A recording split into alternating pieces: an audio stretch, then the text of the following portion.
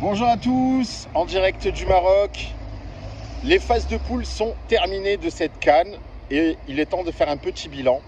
Alors pour l'instant tout se passe bien, j'ai pu assister à plusieurs matchs dans les stades de Casa, de Rabat et aussi de Fès.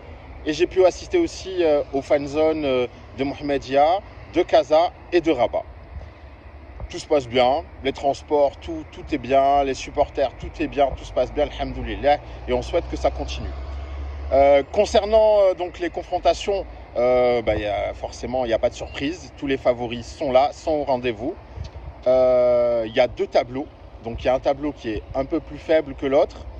Dans le tableau qu'on appelle faible, il y a la Tunisie, le Sénégal, l'Égypte et la Côte d'Ivoire qui ne vont pas avoir de difficulté à se qualifier, je pense.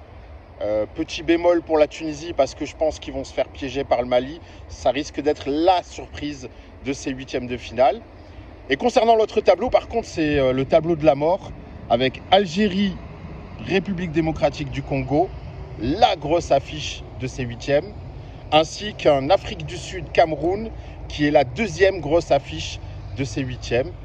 Il y a aussi Maroc-Tanzanie. Alors, ça ne devrait pas poser de problème pour le Maroc, mais on se méfie quand même de la Tanzanie parce qu'ils ont piégé la Tunisie, notamment lors du dernier match.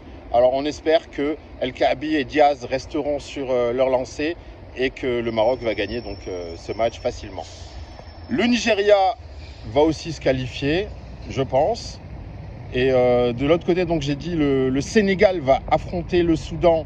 Le Sénégal, il n'y aura aucune difficulté, j'imagine, parce que le Soudan, c'est pas une grosse équipe. Et voilà, donc j'espère vraiment que la compétition va continuer comme elle a été lancée, qu'on va avoir du spectacle, des beaux buts, et Inch'Allah que le Maroc gagne.